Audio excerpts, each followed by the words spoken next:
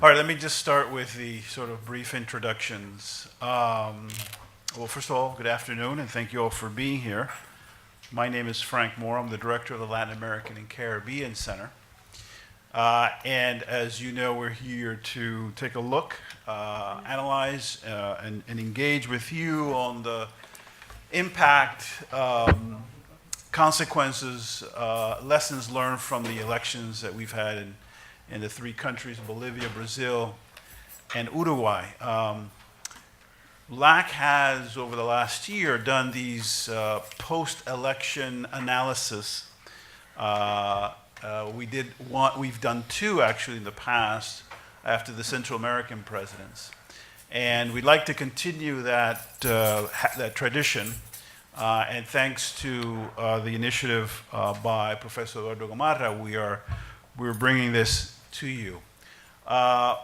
Unfortunately, Professor Gamarra has had to excuse himself on an urgent personal matter, so he will not be joining us. But we will be sure to highlight some key issues or key thoughts about Bolivia.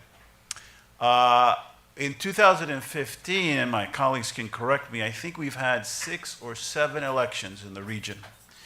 A busy electoral year, if you like, for Latin America and the Caribbean, with some interesting results and impacts. Very different elections, different outcomes, different consequences for their own institutionalization, different consequences or impacts for U.S. policy. Many of the questions that we'll be discussing here today. Let me, by way of just introduction, give you some of the questions that we put to our speakers, who I'll introduce in a second, just to give you an idea of what we'd like to address. First question is, what does the victory of the three socialist/populists mean in the general Latin American context? Does this mean that the left has consolidated its grip on the region? What does this mean for governance and the quality or type of democracy in general, and specifically for each country? The second set of questions deals with, what do these elections, these three elections, tell us about electoral processes in the region? Are, for example, electoral tribunals to be trusted? Are they objective, non-political entities? Is fraud a problem today in Latin America, particularly as it relates to these three elections?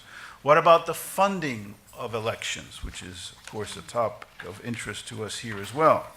And do incumbents have an unfair advantage in the region? You know, it's, again, my colleagues might correct me, but I can't think of an election in Latin America, maybe Nicaragua in 1990, but an election in which the incumbent has lost. That is to say, every election, the incumbent, not the incumbent, the incumbent president has won elections. And what does that mean for democracy in the region? Finally, the third set of questions, what does the future look like in each of these three countries? Will the elected three incumbents, that's if in fact Vasquez wins the second round, be able to address the multiple, very complex issues that each of these countries are facing to one degree or another, particularly I think in the case of Brazil? And then finally, the fourth set of questions has to do with what the results mean for the United States. What is U.S. policy towards these governments? What should U.S. policy be toward these governments now in the post-election period? This is a question that I will address in the discussion. So with that, let me briefly introduce. You have our speakers and the list here, but want to sort of highlight from the left, if you will, further towards the left, is Barry Levitt. He is professor in the Department of Politics and International Relations and is the director of the academic programs at LAC. Dr. Astrid Arras, who is a lecturer and associate director of the undergraduate studies program in the Department of Politics and International Relations. And Dr. Ana Maria Bedain, who's a professor in the Department of Religious Studies. Again, I regret to inform you that on a personal matter, Dr. Gamarra will not be able to join us, but we look forward for his participation in the next electoral wrap-up discussion that we will sure to have. So with that, Dr. Lovett, why don't I turn it to you first to start the... I think We've decided? I think we've decided. Okay. Arras, Levitt, and then you are similar, not absolved from contributing as well. We'll. And then, All right. And Your then turn Ana as well. Maria will be later. Ana Maria will be, well, Yes. you decide when Ana Maria goes. Okay, good. Okay. Well, good afternoon. Thank you for inviting us to be here with you today. I will address the first set of questions. Do you want us to go through that order, or just give the, About 5 or 7 minutes. So for each question, for each or for in total? in total. Oh, in total. Okay, wow. Okay, so let me go to the first question. What does the victory of these three leaders mean for the Latin American context? First of all, is the left strong in Latin America? Barry will talk about how diverse this left is. But I can tell you that on the first impression is that the left is very strong in Latin America because the left won in Brazil, in Bolivia, and so far Tabaré Vázquez from the Frente Amplio has won the first round. But we also have to see the other side. They're not equally strong in all countries. For example, when you see the electoral outcomes of the left in Brazil with the PT, we see how the left votes, the votes for the PT have, or for the presidential candidate associated with the PT, had declined. For example, when Lula ran for the first time, he won 66%, then the second time 61%. Dilma, the first term was 56, and then now 51. So we see a decline of the votes. Also, we could see how in Uruguay there's more stability in terms of votes. The first time Tabaré Vázquez won was 50%, and he won with the first round. Mujica didn't win by that percent the first round. He was on the second one. And then Tabaré Vázquez recently on Sunday, he obtained the same amount of votes that Mujica did during the first round, which means that there's some stability in terms of votes for the Frente Amplio. What do these elections mean in terms of the re-elections? Can we trust these institutions? In the case of Uruguay, we don't have fraud as a serious problem. On the contrary, Uruguayan's institutions work very well, and if there's some fraud, it's a very isolated case. What do re-elections mean? The constitutions of Brazil and Bolivia, they allow for re-elections. But in Uruguay, no, there's no consecutive re-election. The president, in this case, Tabaré Vázquez, the presidential candidate, was the former president. He had to wait one presidential term in order for him to run again. And these elections, when there's an incumbent party, and the presidential candidate is from that party, it runs more like a referendum. They are assessing the performance of that party in power. And it could be under advantage, under disadvantage, depending on the performance of that party. For example, if we compare Gilma Rousseff, and José Mujica and Tabaré Vázquez, what we see is that Gilma had more criticism regarding her administration than what Mujica had. In that sense, it was showing Gilma's weaknesses, much more than in Mujica's sense. Mujica had much higher popularity rates than Gilma, and in that sense, having high popularity rates have helped Tabaré Vázquez, who's the successor of Mujica. So in that sense, the weaknesses of Gilma had hurt her in this race in comparison to what Tabaré had faced. What does the future look like for these countries?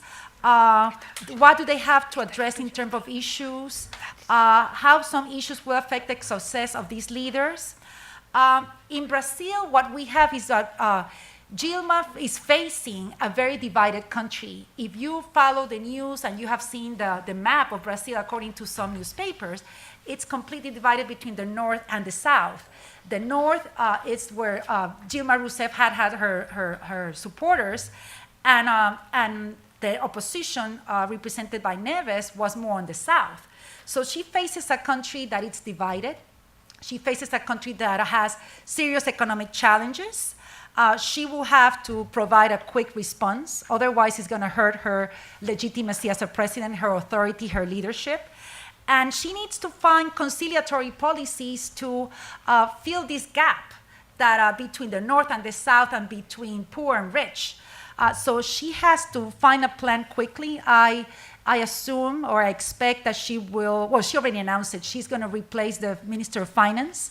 I assume that she's going to make other replacements in her cabinet, and she will send strong messages to the upper class, to the business sectors, to the financial sectors, that she will look for more conciliatory policies. We can envision that. In the sense of the left in Uruguay, if Tabaré wins the second round, his party will have the majority in the Senate. Right now, it's even. The seats for those who are positions for the Frente Amplio, I'm thinking in two languages, for the Broad Front or the Frente Amplio, it's 15 seats. And for the Frente Amplio or the Broad Front, there are 15 seats. So if they're even, but if Tabaré wins the second round, his vice president becomes the next senator that will break the tie. So if Tabaré wins, then they will have the majority in the Senate, and his life will be easier if he wants to pass laws. If that doesn't happen, then the opposition, the National Party, then they won't have the majority in the Senate. They don't have the majority in the Chamber of Deputies, so his life will be very difficult, and he will have to build coalitions with the other parties to pass laws. What is the difference between Tabaré and Mujica if Tabaré wins? Tabaré is much more conservative than Mujica.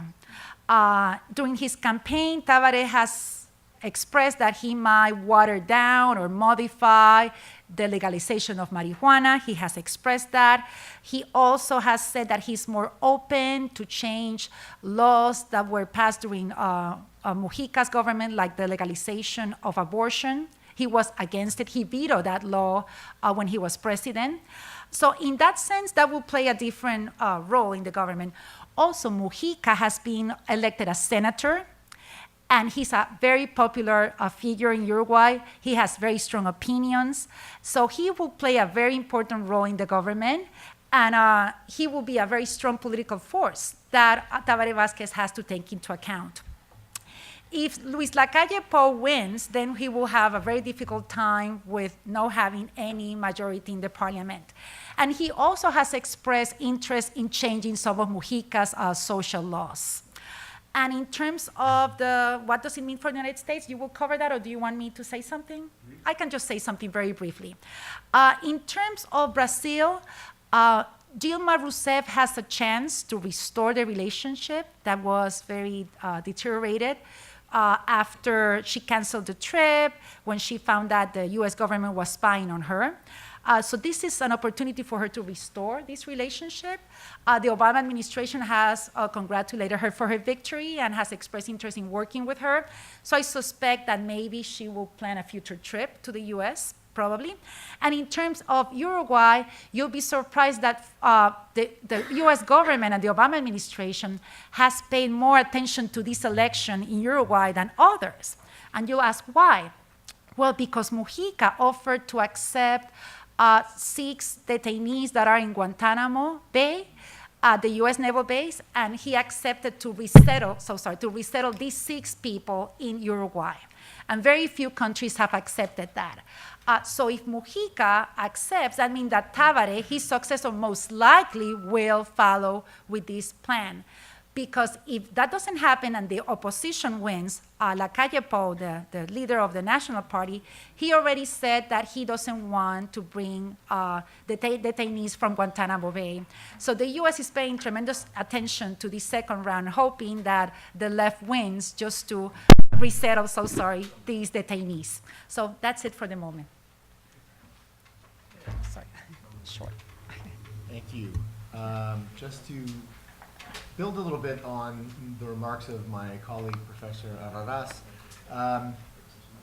if we're posing the question, what do these three election results mean for Latin America in terms of the consolidation of the left, I would say that we are, among these three cases and in the region as a whole, talking about very different things when we talk about the left in Latin America.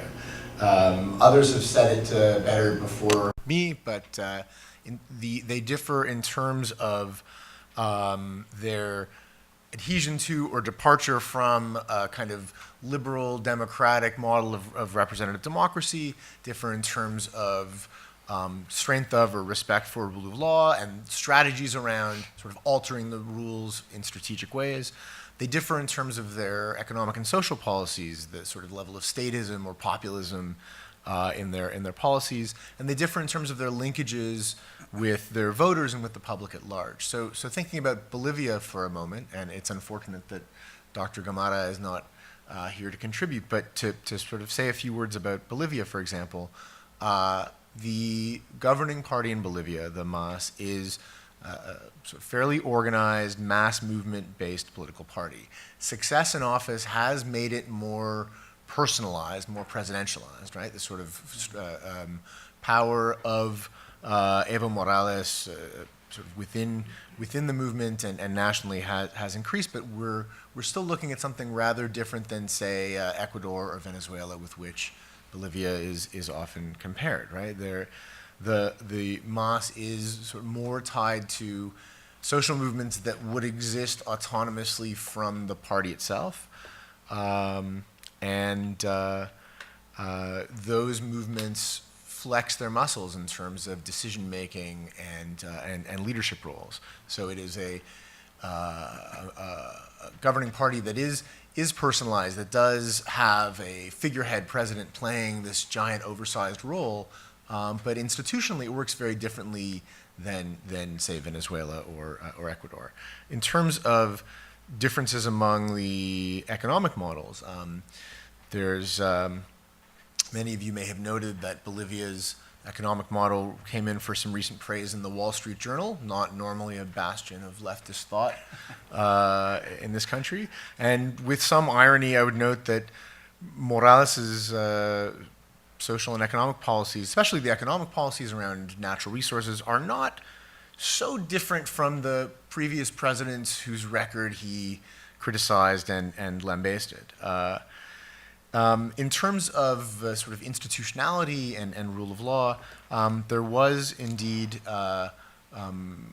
rewriting of the rules of the game on several occasions in ways that I think we can say enhance the power of the president, increase the odds that MAS would win majorities, undermine horizontal accountability, undermine the ability of other branches of government to hold President Morales accountable, not just in terms of re-election, but even in terms of the way legislatures are elected, right? So the current electoral system strongly, it ties the votes for Senate and sort of half the seats in the lower house in Bolivia to the votes for the president. In other words, fewer than half the seats in just one chamber of Bolivia's Congress are now elected on a uninomial basis, meaning that they're sort of, you vote for an individual, directly for an individual candidate. And this is in part because the MAS, those were the types of elections that MAS had trouble winning. So in terms of how MAS and Evo Morales fits in with some of the other leftist movements, I think we can see more of a developed political party, but still some of the rule changes and sort of strategic maneuvering around elections that makes critics of the regime say, you know, these elections were fraudulent, even if no fraud actually occurred on the day of the election itself. And I think, you know, one of the questions that was posed to us was, is election fraud a thing of the past? And I think what the critics and defenders of many of these elections will agree is that sort of running away with a box full of votes on the day of the election is something that we don't see very much of anymore. It's everything that happens up until the day of the elections that is being debated. So in the case of Bolivia, it's not only sort of altering the rules of the game in strategic ways, but using state resources to try to cultivate support from us, punishing or persecuting some opposition figures, exerting some control over the media. The OAS observers who were there said no major problems. Other sort of critics of the regime said, these were fraudulent even if no fraud occurred on election day. The results showed a strong majority for Evo Morales. I think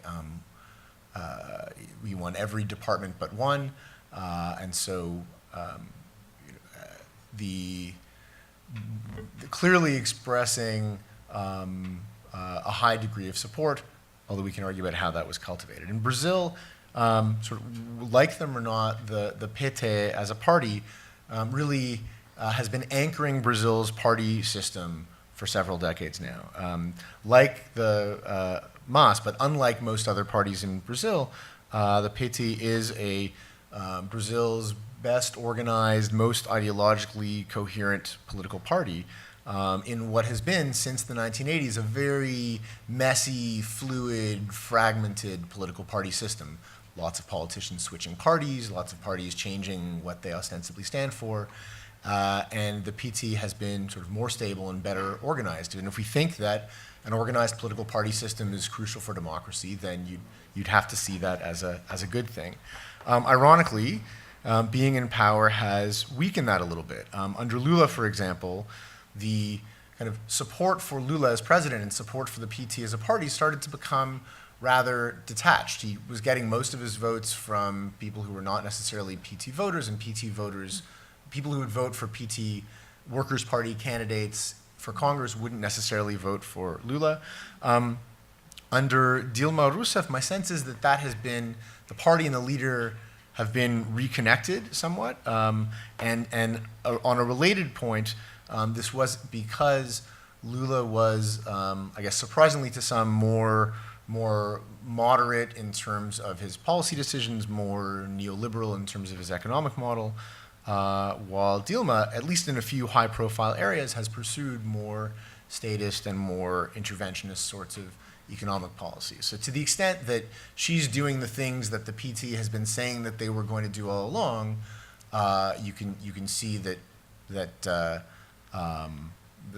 connection between sort of voters and policy outcomes has improved. Whether you like those policy outcomes or not is another story.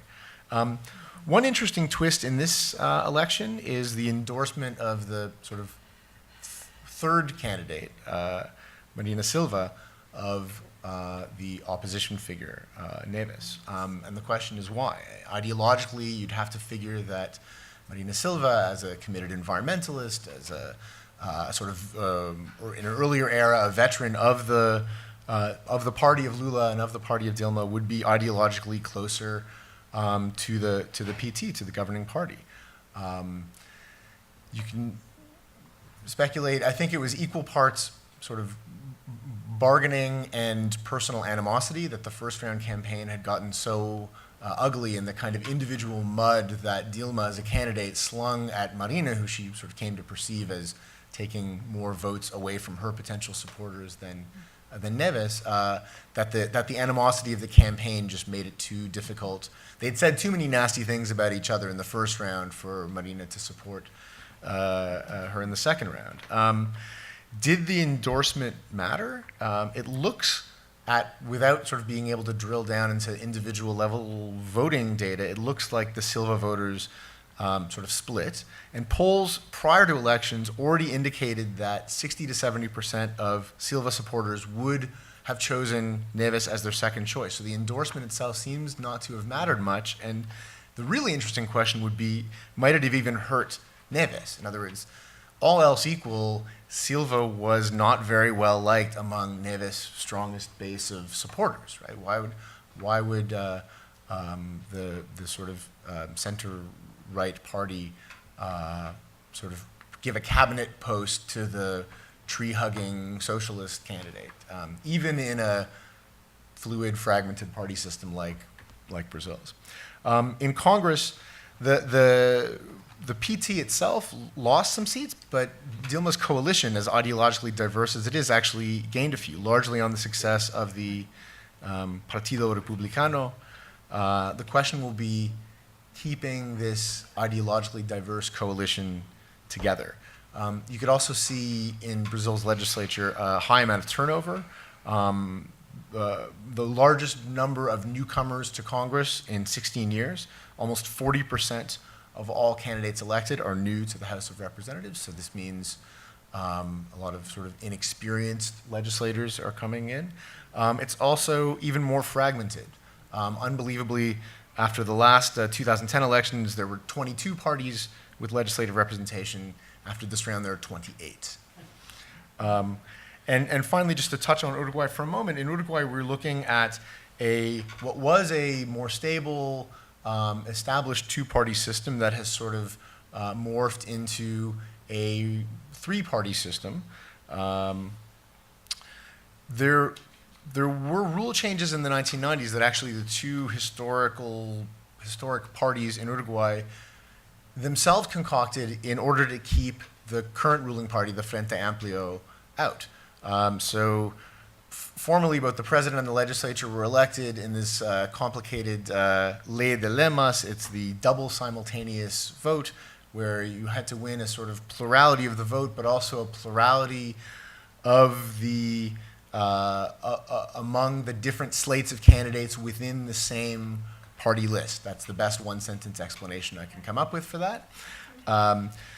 In the 90s, they switched to a sort of two-round runoff system as they had now, which if the leaders of the traditional parties had read the political science literature, they wouldn't have done, because this is the outcome that we would expect. Having a runoff election tends to fragment the vote.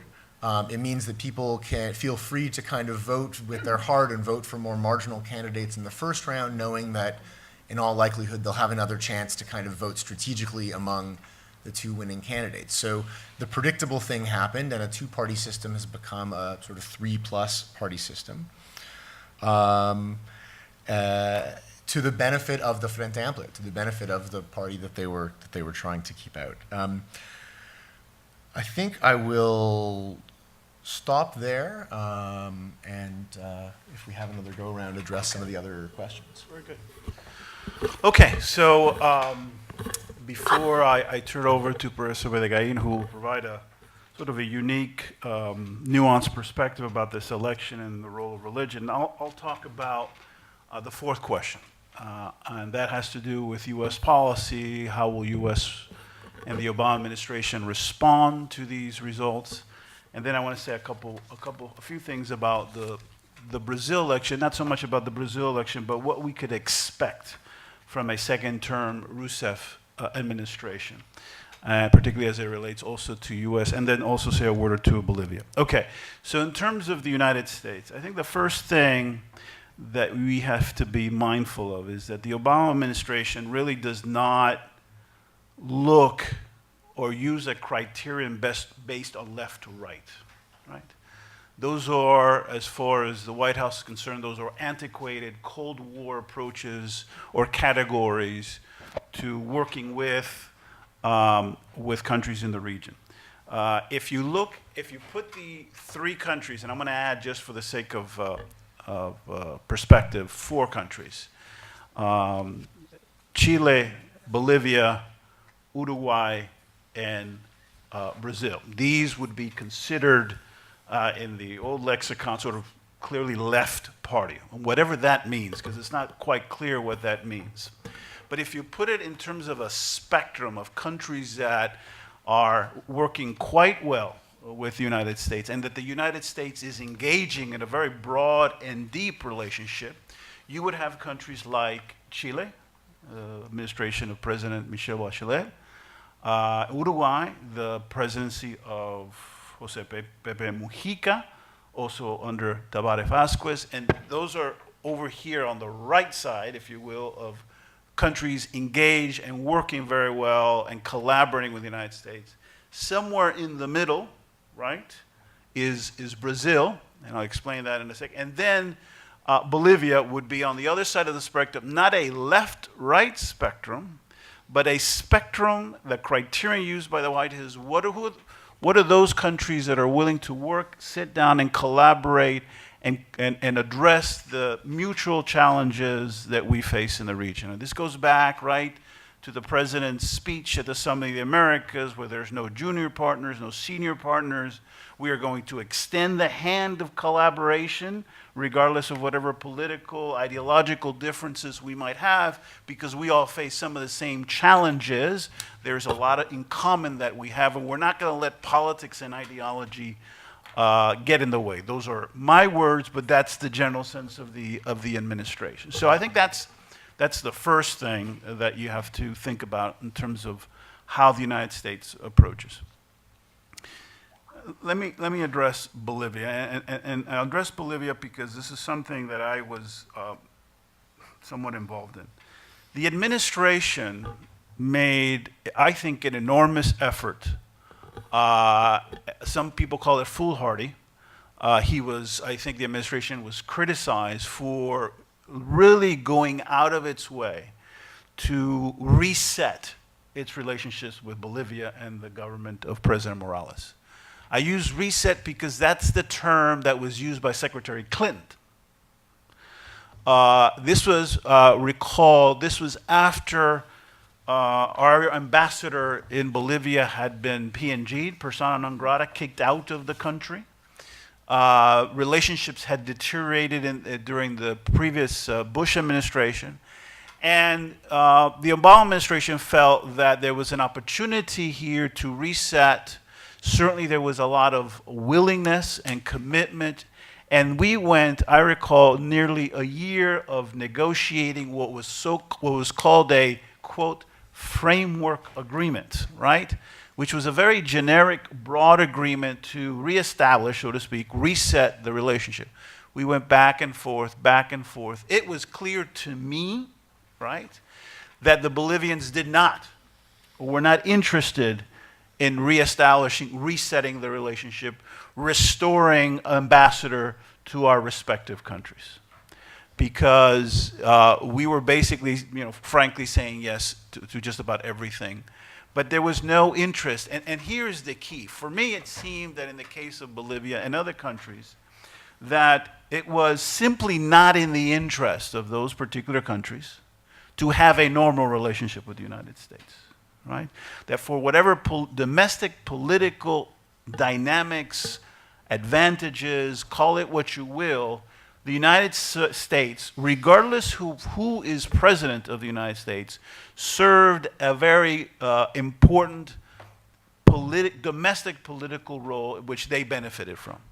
And to me, that seemed very clear in the case of Bolivia, right? On the case of Bolivia, because there was nothing that we could do or that we were willing to do that the Bolivians would reciprocate. And quite the opposite, the DA was kicked out and things got worse. So that is a decision then later on that the administration, particularly in the second term, made the following conclusion. We are only going to work with countries that are willing to work with us. Right? That's an important change, I think, that occurs in the second term. Could have started at the end of the first term, but I think it really, so rather than extending the hand, we're going to continue extending the hand, but with countries that are willing to work with us, regardless of their political and ideological perspectives, which is why, in the case of Chile, I think the relationship are dense, are very productive, very constructive, working on a range of issues that I can elaborate if you like later on. In the case of Jose Mujica, Jose Mujica came to Washington only a few months ago, and he's a rock star in Washington, right? Sat down with the President of the United States. The President of the United States absolutely fell in love with Jose Mujica, right? And had just an absolutely wonderful visit. One of the results was something that Professor Arras already mentioned, which is the idea of the Guantanamo detainees, or 6 Guantanamo detainees coming to Uruguay. Now, there are many reasons why Mujica does this. We can get into that. But the point here is you have here, Jose Mujica, right, that is a member of the party or the most extreme party or faction within the Frente Amplio, right? Someone who was in jail for many, many years, 11. right? He was one could say was the prototypical leftist, would be anti-American, and that was not the approach at all, right? Quite the opposite. We worked as well with that administration as we did with Chile or any other country, really, that we have good and positive relationships with. And I think there is still going to be that willingness to engage even more Uruguay on economic issues, particularly on economic issues. And I'm happy to elaborate on that if you like later on. Finally, Brazil. Brazil, I find sort of in the middle, as I said, in the spectrum, not in the left-center spectrum, but in the spectrum of how would you describe, in terms of the level of engagement, relationship between the U.S. and Brazil. So I have some thoughts about this, some very personal thoughts on this. I think that, as Barry mentioned, I think the PT is the one political party that has a clear, coherent, ideological platform, right? Point, message, etc. And I do believe that the PT, when it comes to foreign policy, has a very clear vision of what Brazil's relationship should be with the United States. And without going into much detail, I experienced, I think, firsthand that they have a very zero-sum notion of the relationship with the United States. That is to say that historically, autonomy was sort of a cornerstone of Brazilian foreign policy. But under PT, I think it was clear that there was this thing that the relationship with the United States was going to be zero-sum. That the U.S. gain was their loss. In South America, I should underscore, in South America, right? And that the United States had to be kept at a distance, right? There could be collaboration on a bilateral level, but on hemispheric levels, you know, we got this, Brazil would say. There are a number of bilateral issues that got in the way of a fruitful, productive relationship. There were many commercial issues, of course, related to subsidies on orange and cotton and a number of other things. And then, of course, we must not forget the Snowden case, right? Which at that point, you'll recall, Dilma Rousseff was scheduled for a state visit in Washington, and the Snowden case broke, and the Brazilian government decided to break that. And so relationships went cold. They froze, actually. But if you look at if you take a really closer look at below the highest levels of government, if you look at the areas in some areas of trade and investments and education and technology, and even on defense areas, etc., the relationship is quite deep. That's not something that the media covers very much, right? There is a lot going on in U.S.-Brazil relationship. It's quite dense, but people focus on the bad, the things that go south, right? And of course, the state visit, the Snowden case, etc., were things that were highlighted. But I think that, I'm not sure that there will be a change in Brazilian foreign policy with respect to the United States. I think there will be, we've been waiting for the elections thinking that now this will give her the space and give the United States the space to move the relationship in a different direction, a more positive direction. I wouldn't be surprised, so for example, that in the next few months, after Dilma Rousseff is inaugurated and on 1st of January, that a call from Washington might come in to revisit the issue of a state visit again. Leads me to the point that I wanted to make to Brazil. I think Dilma Rousseff is facing quite a challenging situation for the next 4 years. The question is, will she double down on what she's done in the first 4 years in terms of her economic policy? Or will she take a step back and consider some of the things that were raised during the campaign that are necessary if Brazil's going to get back into track. I feel, right, that Brazil has hit a kind of a ceiling of what I would call the 2% growth ceiling. That the growth that we saw in the 2000s under President Lula was driven by expansion of the consumer market, a lot of it as a result of Bolsa Familia and other subsidy programs. And I think it was led by the huge sucking sound, if you will, from China that kept commodity prices incredibly high. And so we're now seeing a slowdown, not a precipitous drop, but a slowdown in the Chinese economy. And it's having an impact not only on Brazil, by the way, but a number of other countries in the region. And so there are some very necessary structural reforms having to do with taxes, regulation, education, transportation, the issue of corruption.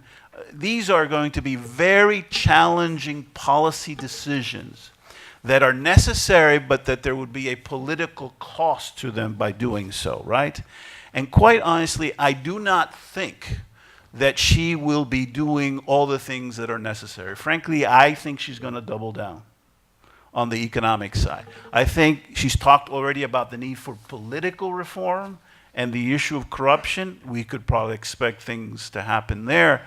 But in terms of, you know, Petrobras subsidizing, for example, the way it has done over the last few years, the issue of taxes and labor reform, those things will not change. And as a result, I think Brazil will remain stuck in some ways.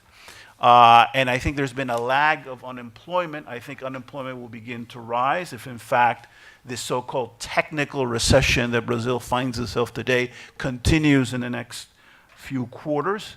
And so there's a critical moment where her government, her second government, will have to make some tough choices. And the fundamental question is, will she make those tough choices? I don't think she will. I don't think it's in her character to do so, actually. And therefore, I think that the challenge, the political challenges of which she's a much weaker president than she was in the first term will play itself out. Professor Videgain. Well, thank you for coming. And thank you for inviting me to be part of this conversation. In the case of, I will talk on the role of religion, but also I should say that I am not a theologian, I am a historian. And then my reflection came more from history and than from theology. Even though I see that the three cases, of course, are different because their historical evolution have been different and the role of religions is different. When I talk on religion, I talk on different, totally different traditions. In the case of Bolivia, and we can. I think that in the United States, the discussion has mostly focused on how Catholicism has lost influence, but it seems that I will unable to use what I prepare anyway. Yes, Sally did all she could do, but that's, well. I will go ahead. No, don't, we will not be disturbed with that. Well, I would like to, in the case of Bolivia, I say that to me what is interesting regarding religion is that, well, give that. Yes, see, no, that here. Well, I say that, I was saying that in, well, Back to the slide, yeah. But that's easy. olvidámonos de eso. She can go to the slide. Right. No, she can go to the slide. Yeah, just turn it there. I said that in general, in the United States, many of this discussion is focused on the loss of influence of the Catholic Church, which is true. And particularly, have been focused on the growing of Pentecostal churches, which is all true. But I notice that even though that is important, what is growing on is mostly a secularization process. That means what are growing mostly are people who perhaps believe but not belong. And in this case, Uruguay has been for a long time ago in this way. In Uruguay, the Catholic Church never has the influence that had in other countries. Uruguay never had land, never had the richness that we can find in Mexico, Colombia, or other places, even in the colonial times. And also, Uruguay is born with the Enlightenment. Then the state was strong and important. Then all the character of the secularization is very strong. In Bolivia, on the contrary, what we have is all the colonization of the majority of the population. Then what is happened today, and what is important regarding religions, is that they are focused on developing a new cultural hegemony, where those religious traditions that has been always marginalized will be in the center. And that is totally clear with the law regarding education. We have all the debate regarding education. I think that is the big issues. And then Catholicism is lost in, if you want, this hegemonic place that used to have. But there is, I think that has not been a big difficulties, because in the other hand, the relationship of this, that maybe it was for the indigenous or that is for the African, the relationship with Catholicism is much more easier than the relationship with the Pentecostal.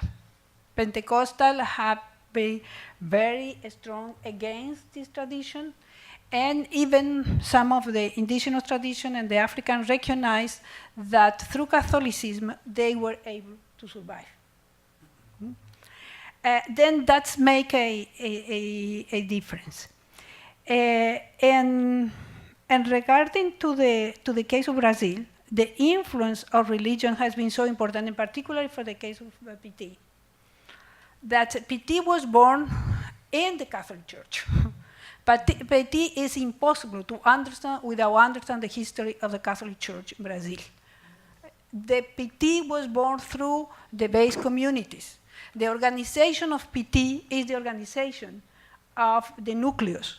And the way that nucleus operate was like the Catholic Action operate. All the leaders, including Lula, came from the Catholic Action in the 60s and 70s. And one of the most interesting things of the PT was the way that they structured the party. Because the people have to be part of a nucleo, of a group, of a base, a basic, una célula, like a cell, a basic cell. And everybody need to take the leadership. The idea of them was to stop leadership. The idea was that everyone should be their own subject of their own history. And they need to lead, and they need to learn to lead. They need to be able to take their own decision by themselves. Then it really was a school of political education. That was very important. I think that was very nice until the political party came. But I don't know, with corruption, the many things of this problem of power in some way, and then many of the leaders like Frei Beto, who play an important role, and Betinho, organizing the idea of having, even though of course there are some role, and some of them they were very orthodox economically, but at the same time, they were thinking on the distribution. They have a lot of influence, but then they began to have a lot of difficulties, and that's the situation increased, but particularly because the dynamic of politics and and also the relationship that they need to do with other people. Even though I think that today, in the case of Brazil, well, if you see the data, even though coming back, in the case of Brazil, well, there are always, it's always very tricky to look on data, but because, particularly on religion, because one thing if you look on the data in the census, another totally different thing is if you ask to the pastors. And also the other issue that happened with the Pentecostal, they move from one church to other. They, ¿cómo se dice? Skip, like you do with the television. And they go to, they switch from one place to others. And then it's very difficult to really know. At the same time, Catholics are counted on the number of baptized. But that is also, well, is complicated on the number. I think that what is important is the kind of influence. In the case of Brazil, of course, the influence is so big that on October 5th, the National Bishop Conference organized the debate. It was one of the most important debates in the election, and was organized by the bishops. And who moderate was the Bishop Damasceno. And there were 7 bishops doing question. That is totally unusual in other countries. And at the same time, I think that for the future, they will be very complicated because the political participation of the Pentecostal, particularly the pastors. The pastors have been taking the political lead and organizing. There are many political parties that have been organizing, particularly in the case of Brazil, and there are many places that will be in the Senate and in the Camera, in the chamber, in both. And then the Dilma will have to deal with this group who are totally against her, and that will be a real defeat. And I don't know if I have time. I would like to say something else on regarding that on the case of Uruguay, and that is the election and the numbers. I think that are much more important than you are saying, because well, Mujica alone got more votes than the Partido Colorado. And if we see the map of Uruguay, the Partido Colorado, I think, lost all the they have any power in any department, and over 19, the Partido Nacional only got 5. Then I think that will be almost impossible. I am not a political scientist, but my feeling is that it will be very impossible that Tabaré will not be the future president of Uruguay, with all the difficulties that will address, I think, because there will be a very long period of power. And of course, they have a lot of difficulties. Some of what Frank was mentioning, for example, the case of infrastructure is something that Uruguay need to address. Perhaps they have, and the other thing is also that they are still in a very orthodox economy. Because I think that even though they do a distribution, and they change, when the Frente Amplio arrived, Tabaré in the first term, the poverty was 39%, and now it's less than 11%. And also the unemployment is, well, really, if we go on on the issue are really are really important on this number, and that I think is the reason. And the reason of Uruguay is, I say, because Uruguay is very conservative, then on the left, because they want to preserve what they have. And I think in the case of Brazil, even though all the difficulties that they have, something similar happened. And even though they still some problems, I think that for the case of Brazil and regarding also really another problem that has been very important in Latin America is that the UNASUR will be stronger. I think that is one thing that I saw regarding one of your questions. Then, and one thing, the important that they have been working right now is on the issue of justice. They will address a new tribunal. I don't know how it will work. Even though this problem of justice has been central. And I think the reason why Cristina Kirchner is today in power is because his husband addressed the issue of the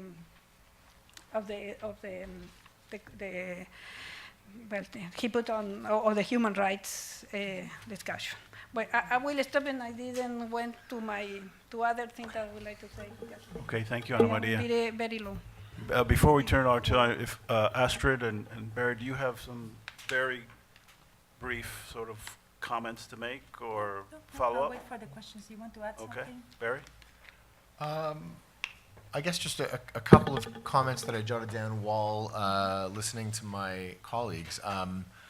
One, I think putting your finger on the issue of religion in the Brazilian elections is really crucial. The issue, it got the most attention in terms of Marina Silva's Pentecostalism, which probably won her some, it became an issue, won her some supporters and lost her others, but the growing role of evangelical-based parties is sort of the less discussed part of that story. The party that made the single largest gains in legislative elections was the PRB, was a sort of religiously based party. Second, responding to what you were saying, Frank, about Brazil's foreign policy, I think looking over the past several decades, I think we can see Brazil's foreign policy, regardless of who is in power, being shaped by its, in part at least, by its sort of structural position in the hemisphere, that it's the perceives itself to be the counterweight to U.S. power, and that's, I think, become heightened under the PT, but even under Cardoso, there were important U.S. initiatives that Brazil decided, I think, to flex its muscle and stake out a contrary position. A third point, throughout several of the comments, in Latin America, with presidential systems of government where you vote for a person directly, and with these legacies of strongman rule, we have a tendency to talk about politics in terms of individual leaders and leadership. One thing that occurred to me while we were discussing this issue is perhaps the limitations of thinking about leadership and biography as explaining decision-making or ideology. You had mentioned, Frank, Mujica, the former jailed guerrilla leader, sort of being getting a warm welcome and expressing warm feelings towards the U.S. government. Contrast that with Rafael Correa, a U.S.-educated economist who is very anti-U.S. in his positions. One final point. In the coverage leading up to the elections in Brazil, and actually all three of these, journalists and pundits will often try to attribute changes in markets, in the value of a currency, or in a stock market, or in a particular commodity, as being explained by some piece of news about the election. This was definitely the case in the weeks leading up to the election in Brazil. I think we even saw it lead up to the most recent elections in Chile, that there was, at least in the business press, there was many stories about people being worried about another period of center-left government. I would recommend a great deal of caution in trying to link any particular movement of a currency value or a stock market index to any particular piece of news in Latin America or the United States or anywhere else. It's when people say that on TV or in a magazine, they're often sort of guessing. That's free investment advice. Exactly, that's right. It seems, looking at the value of the real, for example, in Brazil, that what markets don't like has nothing to do with a center-left candidate or a center-right candidate. They don't like uncertainty. And so in the weeks before the election, there was a drop in the value of the currency. But once the results became better known, the currency rebounded. And so, pinning any particular day or week of market movement to a piece of political news that you like or you don't like is, you can do it endlessly, and it's a great game, but it's not good social science. Great, thank you, Barry. Okay, let's turn it over to the audience. We have a mic, Sally. So if you have questions or comments, please raise your hand. Mike will come to you. Yes, we got a comment right here, a question right here. Yeah, because it's being taped. Yes. So you guys referenced in a couple of these examples forms of, I guess, like electoral skullduggery that didn't qualify as like stealing a ballot box. I wonder if you guys could elaborate on that, or if sort of the commentary regarding, trying to tie polling stories to economic outcomes is part of that, or just what sort of parties in power, presidents in power do to sort of consolidate. Any thoughts there? You want to answer that? Yeah. Well, I can only talk about Uruguay. That's the comment that I made when you're talking about electoral laws and fraud. Uruguay has a stellar record of not having fraudulent elections in comparison to other countries. Institutions work, there's accountability, there's transparency. So if there's some fraud in elections, it must be something very isolated, because traditionally they don't have that problem. And she's from Uruguay, so she knows that they have had that reputation and that record, right? It's very, and even corruption, I think that is also very low. I don't know if the problem is the number or the problem of the reason. And then perhaps we need to divide all these big countries. But Uruguay has no tradition of corruption on the election, very rare. I think, thank you for contributing the term electoral skullduggery. I think I'm going to try to incorporate that into my own research, if you don't mind. Yeah. I think a couple of thoughts. One, the line between legitimate, if regrettable, pandering and clientelism and rewarding and punishing particular pockets of supporter and something that is flat out sort of fraudulent can be very difficult to identify, not just in Latin America, but in the United States as well. I think the things that concern me more in terms of the long-term integrity of the electoral system is the legitimacy of the authorities running elections, and we actually see successes and failures among very different models. So some electoral authorities are supposed to be these sort of neutral technocratic arbiters. Others are supposed to have broad representation so that every competitor is representative and they can check each other. There are examples of each of those that work well. Some of them are more political. Some of them are located in the judiciary, and the secret seems to be not so much in the specific institutional design as in incumbents not caving into temptation to politicize those authorities, and really what the public believes about them, almost completely separate from how objectively good a job they do running elections. Elections are legitimate if people believe them to be legitimate above all. constitutions change, electoral systems change. Sometimes those changes have, are cited as examples of improper activity, of changing the rules of the game in ways that are clearly beneficial to the incumbents, on a spectrum as well. We see plenty of that in the lead up to the midterm elections here in the United States. And I don't know that anybody is saying that those are going to be fraudulent, but it's a matter of degree, difference of degree rather than a difference of kind, which I know is a very unhelpful answer if you're trying to say what is fraud and what is not, but that's the most honest answer I can give you. Okay. Next question. I would like to add something that's regarding to this idea. What I think that is something that also is important in Latin America. What I remember when Pentecostal churches or the Protestant churches began to grow, many political scientists said, well, finally we got more democracy, because the Catholicism has been so monolithic and so conservative. And that's happened is that really Pentecostalism is a very regressive force. Not only in terms, they are much more against abortion than the Catholic are. Yeah. They are totally against all the stadium cells mothers. I don't know how you say it. Stem cells. Yeah.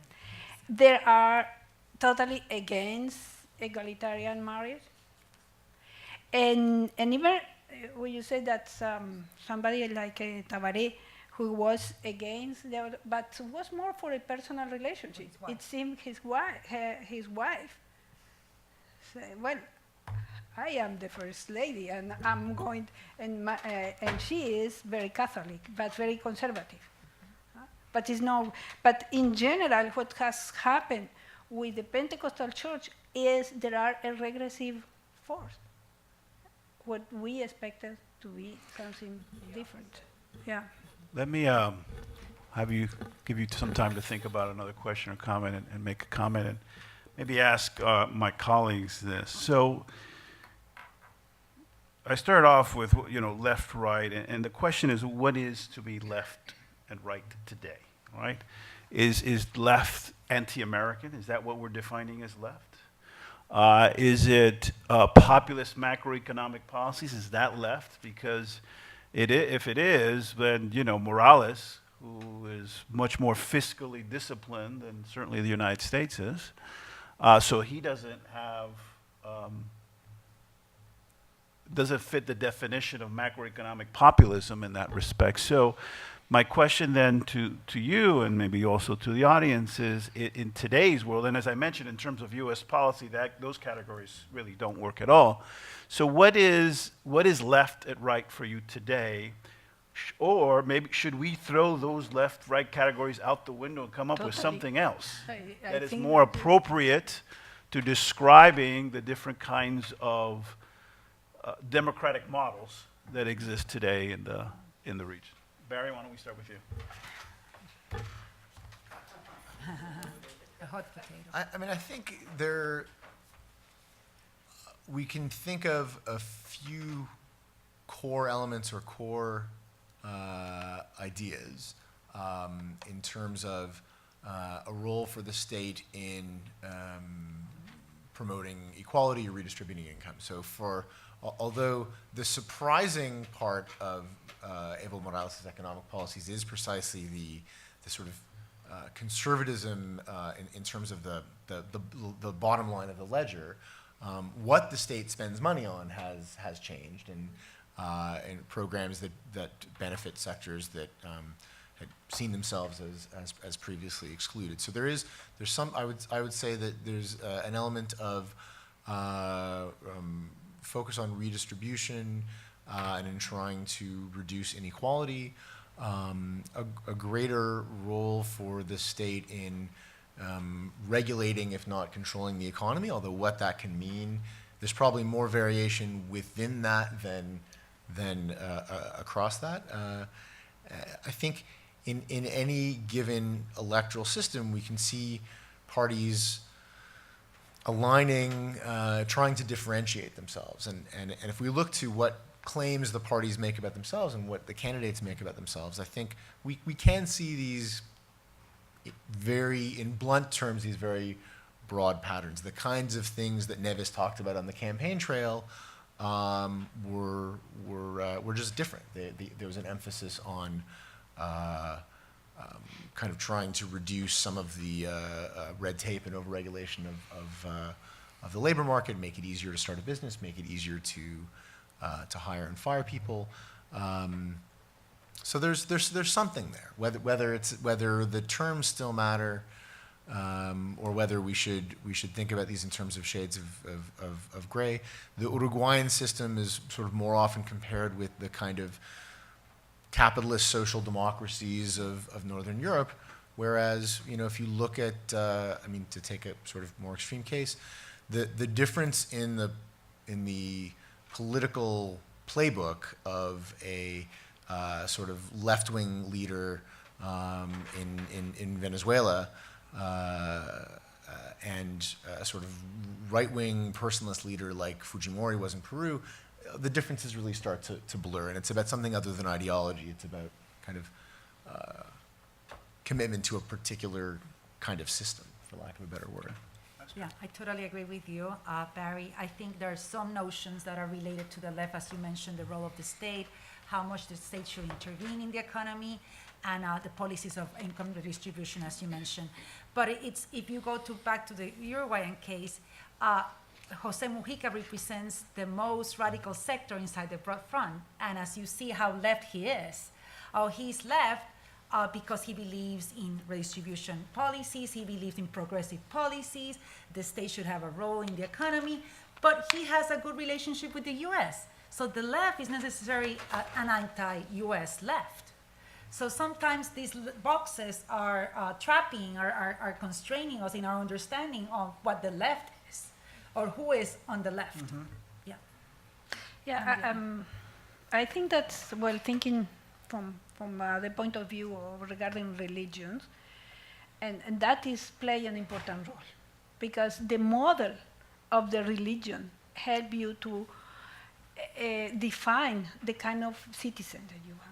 Mm-hmm. When you have a very authoritarian model, and the people follow, that's willing for, it's totally different. It's very difficult to have a democratic model. And that there are churches that their way to organize themselves is much more democratic. And also the importance give to the individual, and the importance that they give for the individual to take their own history in their own hands, to take their own decisions. And that's it vary from church to religion to religion. And it's very difficult also to say that, because to me that is part of the different trends inside one religion. Yeah. Inside there is no a consensus. There are different ways to understand the belief, and also how to react. And then that has played, I think, an important issue, because in some cases even the religion help the people to be a good citizen and to learn how to request for their own rights. But in some cases totally the contrary. Then I think that it's important to analyze the religion, because the impact that could have, and also if it's a model where there is one religion who dominate, or one ideology who have or there is an education of tolerance and the ability to live with the difference. I'll be the outlier, porque quiero ser majadero. I think I agree with Barry, but yes, you can. I think the definition of left is, not in all cases, is becoming narrow and narrow, right? So it's becoming about certain social policies, right? It's not even about the relationship with the market. So if you look at the case of Nicaragua, the private sector is in love with Daniel Ortega, right? the private sector has no better friend, apparently, than Daniel Ortega at the moment, right? I saw an interview in CNN with President Mujica, and he was very clear. He said, yes, we have taken social policies, but growth, right? Growth was key to addressing what Ana Maria said about poverty and jobs and all the rest. So, you know, it's becoming blurry. You find now those candidates or politicians of center-right who will never, right, reverse certain social policies of the so-called left. I mean, Neves, and I grant you it was an electoral tactic or issue, but I doubt very much that if he had won, he would have reversed Bolsa Familia, right? So Bolsa Familia became very much of a institutionalized part of a progressive policy that is now supported by a center-right candidate. So the lines is getting very blurred. I think the definition of left is narrowing. In many ways, it's being captured by the center-right in some cases. And so what's interesting to me, right, Barry and Astrid, is as we move forward, right, will the left diminish? By diminish, I mean the definition of left diminish and become less clear than it is today as a result of what I just mentioned. Well, let's go to the audience first then. Question right there.